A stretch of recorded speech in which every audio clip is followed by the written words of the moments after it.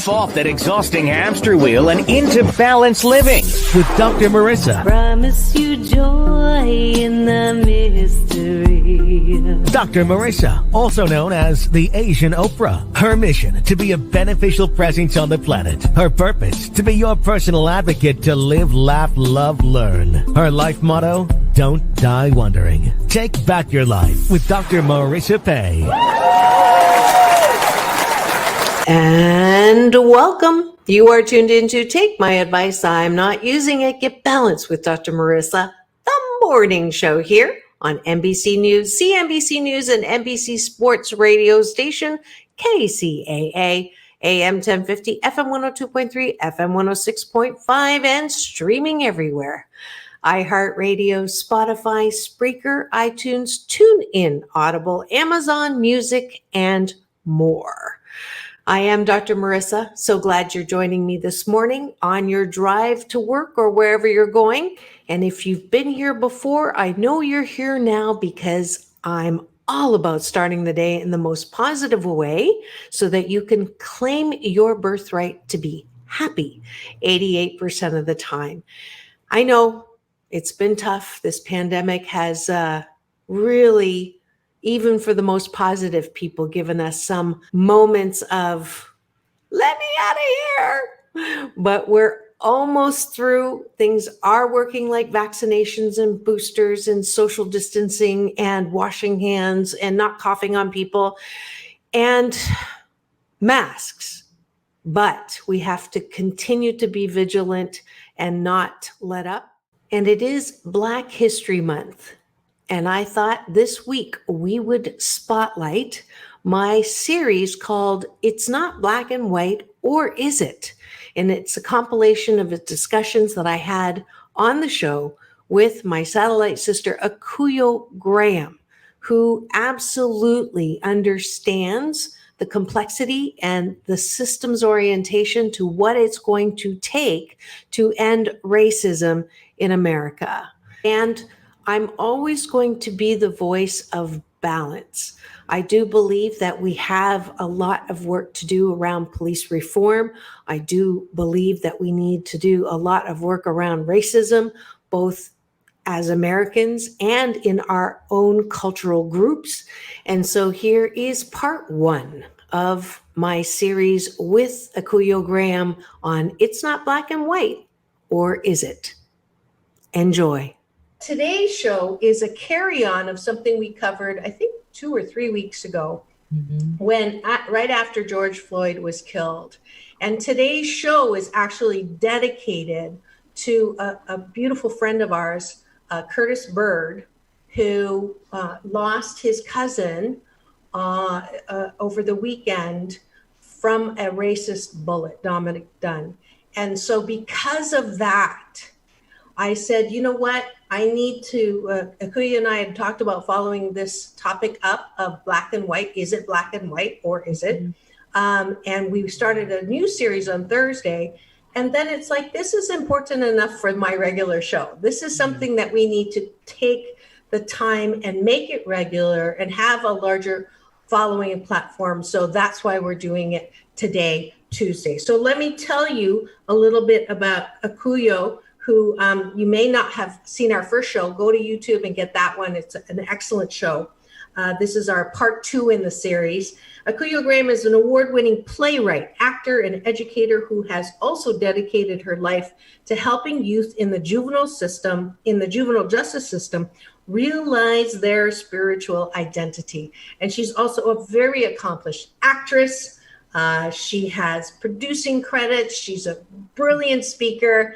She's my satellite sister out of Agape International Spiritual Center, where I get my positive roots watered and my peace of mind fertilized. And we're both students and lovers of my big brother, Michael Bernard Beckwith, founder of Agape International Spiritual Center. Please welcome to my studio again, Akuyoe Graham. Hey. Thank you so much for that beautiful introduction, Dr. M. It's an honor and a privilege to have this time with you. I really look forward to our conversations. Absolutely, absolutely. So last time we put the moose on the table, which is my Canadian version of the elephant in the room, about, how do you love people who killed George Floyd? Yeah. It was the first time we talked about the whole, racism, and I shed some tears on my own experiences. And that was what, 3 weeks ago? So that was when everything was very fresh, and it seemed like everybody was on board. Racism is wrong. We got to end racism. It's not good. And it looked like we were most of us were on that, trajectory. Black Lives Matter, record-setting marches all over the world, for the most part, peaceful protests. And, it was getting momentum, and, changes, make sure people who were involved in killing were going to jail, and, looking at the systems, policing systems. And then I don't know when exactly the tide began to turn a little. I would look at the feed, and I would see Black Lives, don't say Black Lives Matter, it's All Lives Matter. And not only All Lives Matter, now it's Blue Lives Matter. So it was like many, and then, white privilege, white supremacy, then this feeling of either guilt or anger and defensiveness for being white. And then it was, the Black rage or righteous indignation, and white kickback or defense, or how dare you? And so now we're going to get behind the police. Now, that's my interpretation of some of the things that happened. So we're going to talk through all of that. We have, we don't have 2 weeks. We only have this limited time, but I really wanted to get your perspective and speak to kind of what's happened since we talked. Well, as you said, I think that what we're seeing now is the kickback, those forces, those individuals, groups that feel threatened, and rightfully so, because they know that way of thinking, its days are numbered. So sometimes, it's like crabs in a barrel. If you're trying to get out of it, and America is really looking head on at its institutionalized racism, those that oppose that are going to hang on for dear life. And they are kicking back, strong. And however, we know the end game already, that love wins, love always wins. So what we're now seeing is those other individuals and the forces that propagate those kinds of beliefs, they are going to kick back. They don't want to die out. They don't want their belief systems dying out. They don't want a global world. They're afraid of annihilation, if you will. And yet we know that life is eternal. There's life after life after life. So these feelings of annihilation, these feelings of being destroyed, these feelings of not being good enough, it's coming up. It's rearing its head. So we get to see what we are letting go of. And so for those of us that are clear and have absolutely no doubt that racism has to be stamped out, it has to be eradicated, we must be diligent in staying the course. We must now be more diligent in being bold in our loving, in being bold in our oneness, in being bold in who we are, and hold up our heads and say, no, we're not frightened by this. Right. We're not going anywhere. Love wins. Yeah. And another reason why I wanted us to do this is because, unfortunately, the ones that are dying and therefore screaming out loud, hopefully is a loud minority. My niece used that term when I was talking to her, where what's disturbing though is the loud minority makes it seem like it's the majority. Sure. And so I don't know how to lovingly say to someone on Facebook when they post something that says, Black Lives Matter protesters to blame for spike in coronavirus, or defunding the police will lead to massive violence and no protection. And, we're all going to get now attacked by criminals, or the, how can you let all these criminals out of jail right now? And so the loud minority seems like a very loud, angry, scary majority. And I don't, outside of unfriending people, how does one, say anything, or how does one react to that? Well, and you're right. It does seem like, well, they're loud, number one. I mean, look at you and I right now. We're not being loud and behaving in an ugly manner. So it seems that sometimes these forces, these people with their beliefs are very, very loud, and they're in your face, and it really is quite ugly, And so it can seem like, wow, there's so many of them, but there's not. There's more of individuals and organizations and people who recognize this time for what it is, that old ways and old systems must die out, who recognize that this is a reckoning. The chickens have come home to roost, and America and the world is looking at some of its historical decisions that it's made, and the ramifications of those decisions and laws that they've propagated, all along. And so, yes, sometimes it requires that we unfriend them. What my practice, what I try to do, and I have feelings, of anger, I get enraged. And yet when I'm in those moments, I have a practice where I can recognize it, go, okay, I'm in a high state of viscosity, I'm angry, right. and to look and to be with that, not deny it, because denying it just makes it, kind of steep in even stronger. Right. However, if I can be real with myself and say, okay, I'm feeling angry, and just to be with that, rather than acting out from that space, I approach myself with a curiosity. I want to know what this anger is there for. What is it telling me? What is it here to give me?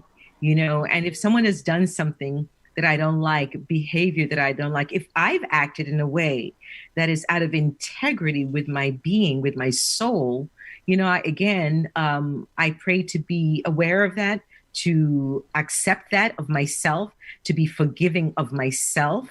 And to know that, I got snagged, I fell, let me get it back up, dust myself off and get back on the love train. Now, the love train isn't some wimpy sort of, I love everything, I love everyone. That's not possible. It's not possible to love everything and everyone. And, certain behaviors, of course, I'm not going to love that. I'm not going to love someone who's just murdered an innocent person. What I can do is to pray for forgiveness of that soul. I can pray that God of my being, the one God that incarnated in, through, and as me, to do the loving and forgiving through me, because I of myself cannot do that. I can't tell you how powerful that is. And there's more with part 1 of my interview with Akuyoe Graham on It's Not Black and White, or Is It? Coming up after the break here on Take My Advice, I'm Not Using It, Get Balanced with Dr. Marissa, the morning show here on KCAA, the station that leaves no listener behind.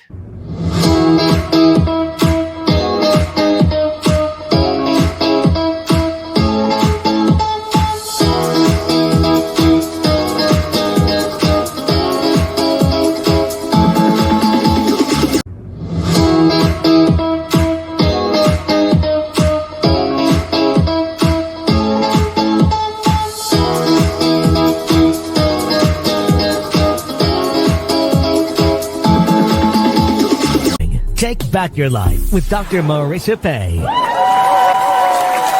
And we're back. You are tuned in to Take My Advice. I'm not using it. Get Balance with Dr. Marissa, the morning show here on NBC News, CNBC News, and NBC Sports radio station, KCAA, AM 1050, FM 102.3, FM 106.5, and streaming everywhere. iHeartRadio, Spotify, Spreaker, iTunes, TuneIn, Audible, Amazon Music, and my YouTube station, where you can get all of my past 672, I think, shows, as well as my red carpet playlist with interviews with Halle Berry, John Travolta, Quincy Jones, and more, as well as my new short film, which got its first laurel. Woohoo! So grateful, called The New PPP Post-Pandemic Possibilities. And that film is available for any organization that is wanting people to come back to work or school with the most positive mindset possible. So take a look at the video on YouTube. And if you're interested in bringing me to facilitate that positive process, go to drmarissa.life, put in the subject line PPP, and we'll go from there. And now, without further ado, we continue with It's Not Black and White, or Is It? With Akuyoe Graham. Enjoy.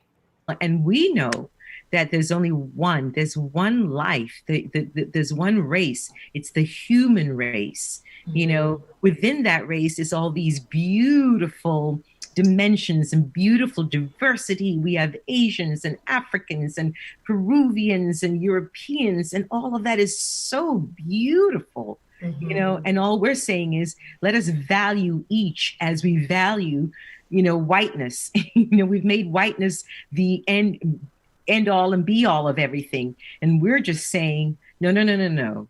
Whiteness too is beautiful, and so is blackness, and so is Asianness. So we're all beautiful, right? And place the same value on each of the races. That's what this is about. So when someone says, "Well, all lives matter," yes, and all lives includes Black lives. Yeah. So why do you have a problem with it? If all lives matter, then why do you have a problem with saying Black lives matter? Right, right. And it's really something like, I posted something and someone says, well, what about the Native Americans? And it's like, yes, it's absolutely important to recognize that, they kind of, that's why I think that term of Indian giver is the stupidest term in the world, because like, we took the land, coming here, we took the land from them. But it's not that other lives don't matter. But right now, a Black man was choked to death on camera, and he's not the first. And if you haven't seen 13th, the documentary by Ava DuVernay, please watch it. That's my number one action item for anyone who wants to be part of the loud majority that's coming from love and peace. And if you've just tuned in and you're wondering who this beautiful, colorful, I'll include me, the two beautiful, colorful women are today on my show. It is the incredible, wonderful, loving, lovable, and loved, obviously one of my favorite people on the planet, Akuyoe Graham, and me, yours truly, Dr. Marissa. And we're here on Take My Advice, I'm not using it, Get Happy with Dr. Marissa Day, talking about it's not black or white, or is it? So we're continuing the convo that we started 3 weeks ago. And just to, I'm dedicating the show to two people today. One is Curtis Bird, who's our amazing and very cute Curtis Bird. Isn't he? He's beautiful inside beautiful. Out. Yeah, that's right. Yeah, we've had a beautiful relationship. Anyways, that's TMI. For many years now, just smiling at each other, and I saw his post and my heart just broke.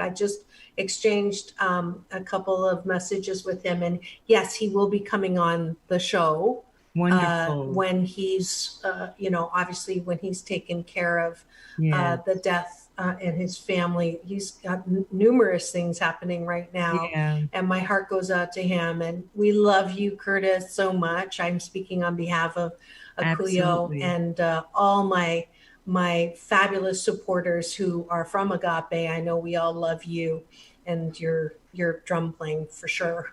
But so let me go back and use a practical application. So Akuyo, when I heard that Curtis's cousin Dominique Dunn was out with some friends, and they were having a good time, and it's not clear from the accounts now whether they were talking and it was okay, and then something happened.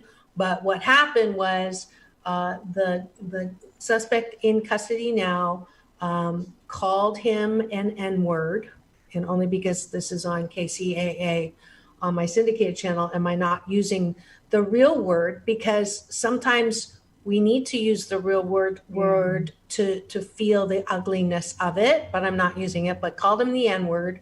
And then when Dominique did not engage and walked away from him was when he went and got his gun and shot 5 bullets, and the second one hit him and he died.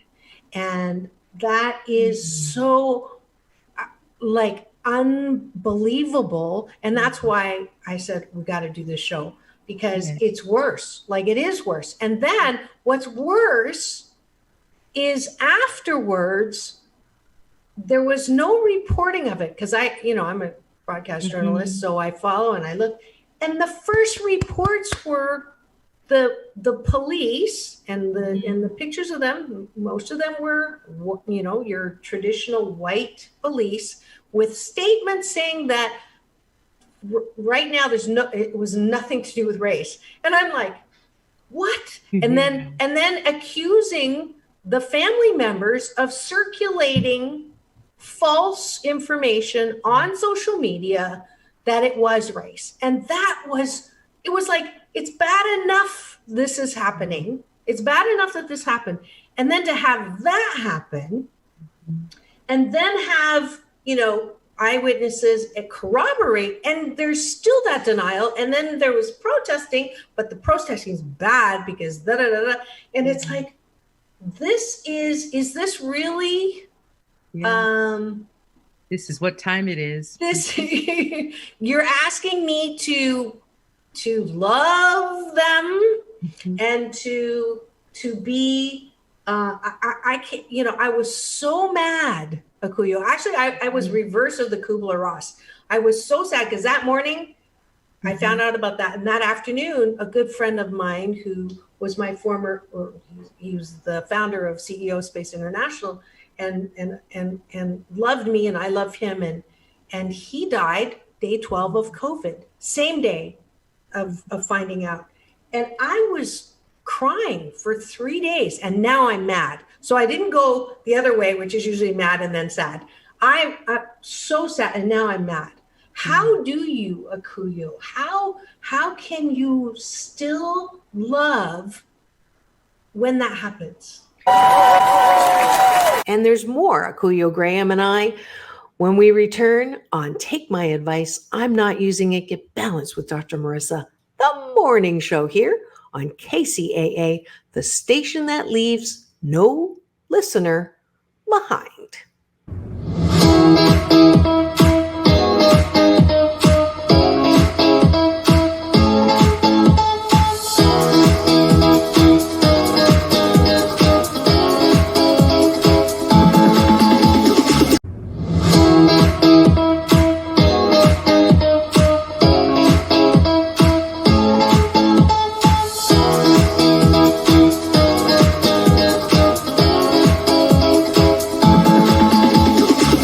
Take back your life with Dr. Marissa Pay. And we're back. You are tuned in to Take My Advice, I'm Not Using It, Get Balanced with Dr. Marissa, the morning show here on NBC News, CNBC News, and NBC Sports radio station, KCAA, AM 1050, FM 102.3, FM 106.5, and streaming everywhere. iHeartRadio, Spotify, Spreaker, iTunes, TuneIn, Audible, Amazon Music, and more. And yes, this is a show about hope and happiness and solutions. And because it is Black History Month, I thought I would take this week to focus in on solutions that came out of my 4-part series with Akuyoe Graham. She's an advocate, she's an actress, and she helps me deal with all of those complex emotions that happened after George Floyd was murdered. So without further ado, here's the conclusion of our part 1 of It's Not Black and White, or is it? Enjoy. Well, first of all, again, thank goodness you got, mad and sad, because those are beautiful emotions in and of themselves, and you're mad and you're angry because you see an injustice. That's the level of your compassion. You see an injustice and you're like, no. And I'd rather have that than you see and go, oh, well, nothing I can do. You are righteously indignant, and that anger, that energy, look at what you're doing. You're having this show. You reached out to Curtis. You're going to bring him on. You're being proactive with it all. So you are already engaged in acts of love. This is what love would do. Mm-hmm. Love reaches out. Love says, what can I do? How can I be a better person? How can I facilitate healing? So you are already, you are a lover. And love can't help love. I know. Love can't help loving, and Dr. Marissa, that's who you are. You couldn't stop loving him even if you wanted to. You can't, and thank God for that. That's the level of work you've done. You've done so much work on yourself. You put yourself out there. You are such a bright spirit, in how you give and how generous you are. So again, it's not that you have to love the act. Obviously, no. This young man, first of all, he was called out of his name, and then he was killed. I mean, the other day too, I heard on the news, I think the gentleman was a professor. I'm not going to say any names because I'm not sure. But anyway, he was accosted by some a group of white people that tried to lynch him and put him on a tree, and he ran and saved his own life. And so we're seeing these things happening, now, I wonder, are these just now happening, or is it that because we have, phones and videos everywhere, we can now bring it all to the light, and I want to think that we can now bring it all to the light. I tell you, a few years ago, I did a trip around the country, from the West Coast to the East Coast. And we came to a cafe in Oklahoma. And I tell you everything, it was my husband and I, and I wanted to use the restroom and he wanted to get some coffee. But we walked into this cafe and everything, our intuition told us, get out now. Everything. The proprietor of the cafe was Caucasian, and we were the only Black people there. And it was a strip in the middle of nowhere. And they didn't want to serve us, so I said to my husband, let's go. And I muffled something under my breath. So I go, I don't care. I don't need that coffee. My husband was like, be cool. Let's just walk out, But everything in us told us, get in your car and get out of there.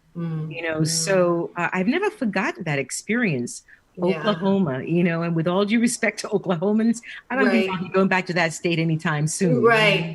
So again, how do we love something, people like that, who see you and see the color of your skin and are ready to attack you? I don't love their behavior or their conditioning. Again, I have to remember, and I choose to remember, that we are one. One. There's one life, and the God of me is the God of them. That's a bitter pill to swallow sometimes. It is. It is. God created me and Hitler. God created me and Idi Amin. God created me and the serial killers. Right. Yes. God, we're all one. These abhorrent, behaviors, that humans sometimes engage in, well, no, those are not godlike behaviors, you know, and it comes, I don't even know where it comes from, you know, sense of feeling separate, a sense of not being good enough, you know, conditioning, years and years of conditioning. Yeah. So especially now, my prayer work is to know the oneness, to know love, to know that in that, like you, I can be in there. It doesn't mean that I won't get angry. It doesn't mean that I won't take action that defends myself or my family or friends or, you know, injustice when I see it. You know, again, Yeah. a favorite question of mine is what is mine to do in my meditation? What is mine to do? What is for me to do? You Yeah. know, no Yeah. one of us can do everything. Right. However, we Right. all can do something. Yeah. We Yeah. all can do something, and this is not the time to fall asleep. You know, we need our white brothers and sisters. We need their alliance. You know, Yes. just as Reverend Michael spoke about several weeks ago. You know, back in the day during slavery, we had abolitionists, and a lot of them were white people that said, "No, this slavery is a scourge on in humanity." Right. You know, and Right. their lives, you know, many of them, you know, during World War II, there were many allies that joined our Jewish brothers and sisters and said, no, this is, you know, this is demonic. We're not going to stand for this. You Right. know, Right. so we Right. can, I think the work is for all of us to, you know, ask what is mine to do, Yeah. you Yeah. know, and Thank you. Thank you for yeah, that. And I'm hearing balance. yeah, I'm hearing, you know, I never really saw it that way. It's better for me to have the reactions that I'm having than yeah, not to have a reaction at all. That the absolutely. apathy or helplessness is worse than having righteous indignation that can lead to right action or That's a right. peaceful action or a loving action. But I wanted to highlight this. Actually, my head's like going crazy here. So one is I kept hearing this theme. It's not black and white. It's not black and it is black and white. It's not black and white. And I used to work in valuing diversity.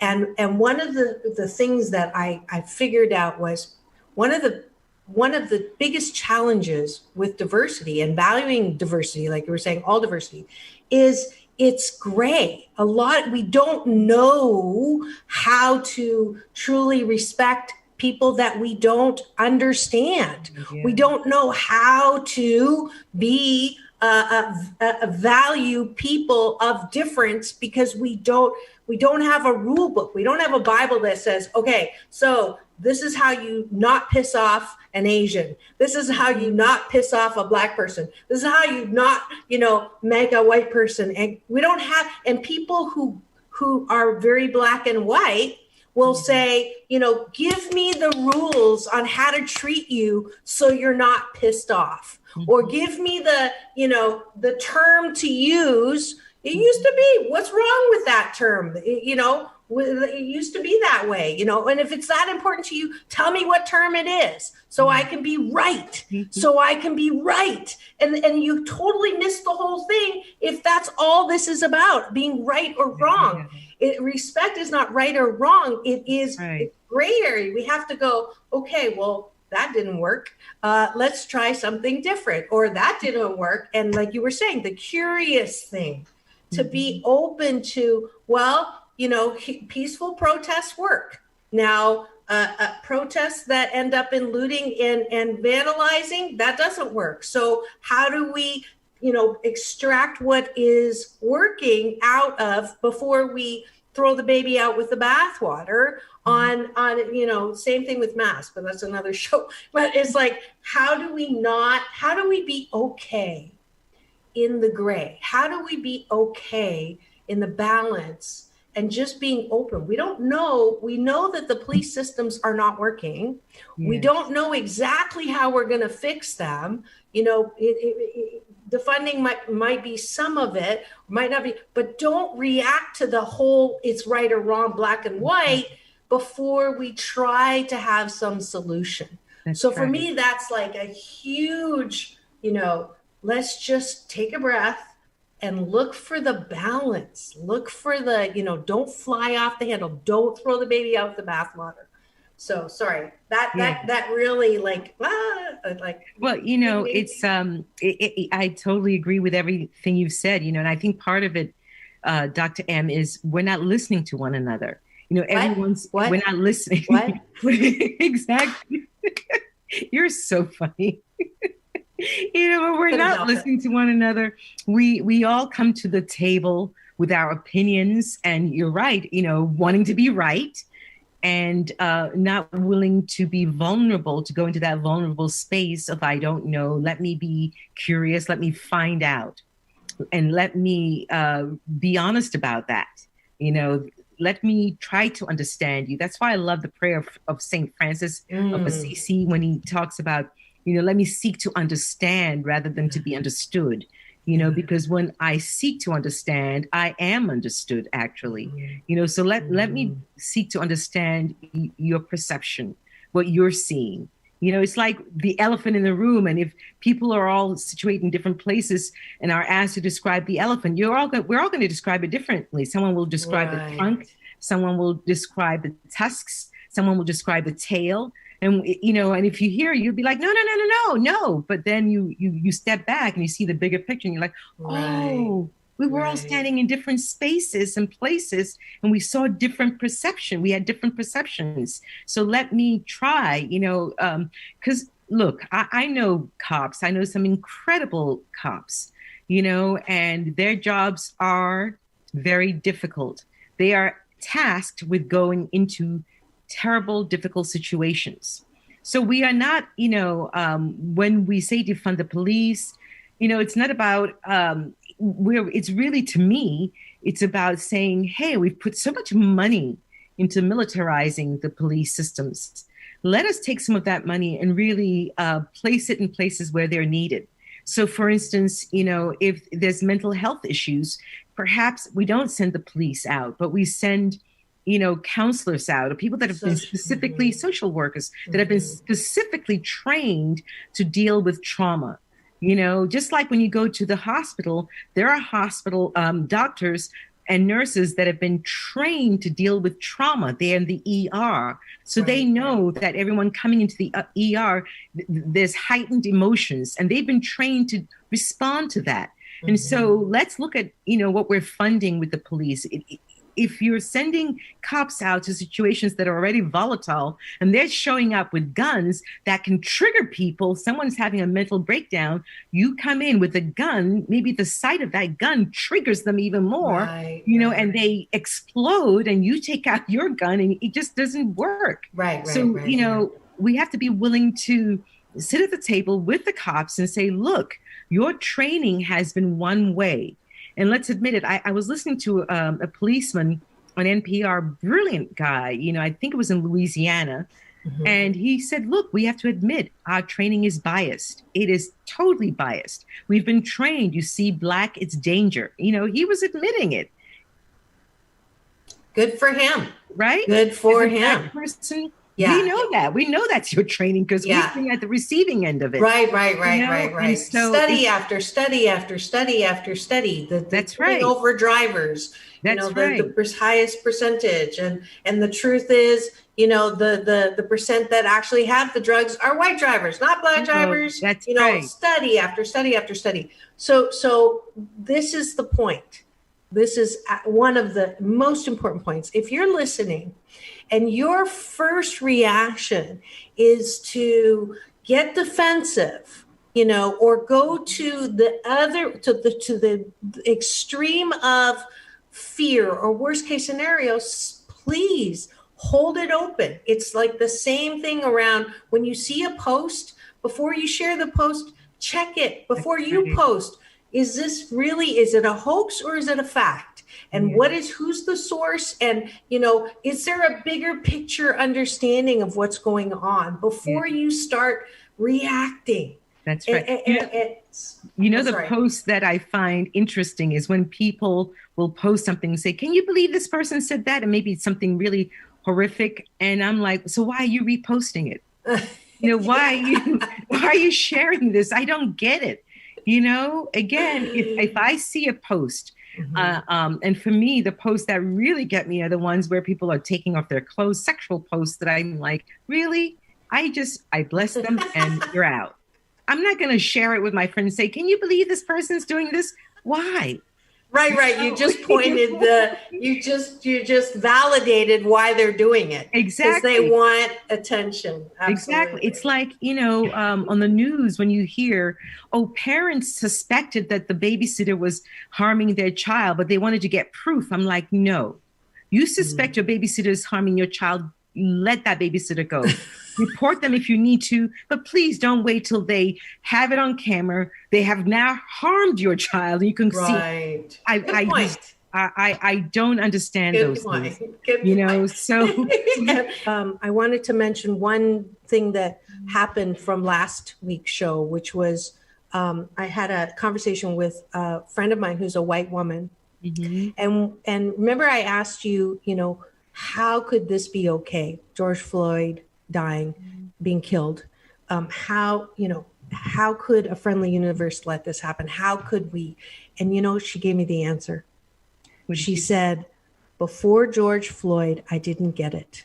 I did not understand what the big deal was. I did not understand any of this. And once she saw George Floyd being killed, she's like, as a white woman, she said, oh, I get it. And so for that, Reverend Michael said, it's a sacrifice. George Floyd sacrificed his life. He was sacred, right? Yeah. He made sacred this journey for all of us, right? And then when I told her about Dominic, when Curtis's cousin was shot and killed, I told her, and she said, I have chills. My skin hurts for the Black people. And it was like, wow,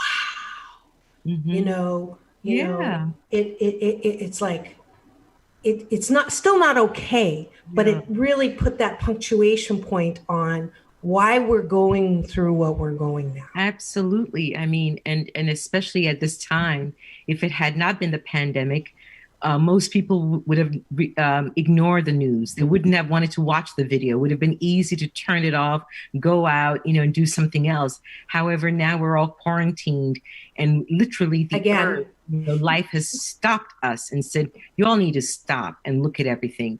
The earth, the way we were continuing was out of balance. You mentioned the word balance, and it's true. We were way off kilter, just in terms of the life we were living, just what we're investing in, and now so many individuals and so many haven't invested resources, their money, their time, their intelligence and wisdom into building up communities and building up people. Everything has been about the bottom line for me. And so, yes, George Floyd, his life has turned out to be quite extraordinary. One of my favorite phrases from scripture is, God means everything for good. So we can mess up as much as... Your connection is fading a little bit. Can you repeat? My connection? Yeah. Just now, I missed that whole last sentence. So in the scripture, it says God, and then we lost you. Oh, okay. Can you see me? I can see you. It's just the feed connection. Okay, how is that? Perfect. Is it better? Oh, good. No, I was saying that God means everything for good. So even though George was, killed, assassinated in front of us all, we got to see it. Life has a way of turning everything towards progression and evolution, Yes. So it became this visual point for everyone to look at and see. No one can now deny. The whole world got to see it. And the whole world got to say, oh my goodness, is this what we've become? Have we really become this, killing our own brothers and sisters because of the color of their skin? Is this who I am? So people are asking themselves, and they're saying, no. Young people are saying, no, that's not me. And Yeah. that's not the world I want, and and we're Yeah. having to look at everything, the environment, the literal planet on which we stand. The same thing we do to ourselves, we're doing to the planet. We're plundering, we're stealing, we're not taking advantage of, we're taking advantage of, rather, we're not taking good care. We're doing the same thing to the actual planet that we're on. So Hmm. this is the reset button for those who want to. Not everybody. Yeah. Many Yeah. people are like, I want to get back to the way things were. I've heard a lot of people say that. And I'm Yeah. like, are you kidding No, I wrote an article about that. Do we really want to go back to normal? No, I don't want to go back to absolutely. that. That's right. It was not Yeah. normal. No. So George Floyd's life has been made sacred. The same with Yes. Curtis's cousin. Mhm. Let's take that killing and make it sacred so their lives have not been in vain. Let us Amen. Yeah. dedicate ourselves to all those souls. I still think of, Sandra Bland, who, I just want to close by saying, for those who still don't get it, the systems we have right now means that if a Black person has done something, let's say all these people have done something. George Floyd, they said he wrote a bad check, $20, not even 200, $20. He got the death penalty. Sandra Bland was stopped because the cop said she, didn't stop at a stoplight or a tailgate or some stupid traffic thing. She ended up dead. They said she killed herself. I don't believe that. Nobody does. So again and again and again, Black and brown people, those of us that have been deemed less than, not as valued and not as valuable, if we do anything, we get the death penalty. Yeah. Meanwhile, Yeah. Dylan Roof can go into a church, kill 8 or so people, and come out and they take him out for a hamburger. Mm. Mm. You know, Yeah. It's bad. It you know, is totally has, bad. It has to change. It has to it change. has It's to change. starting to change.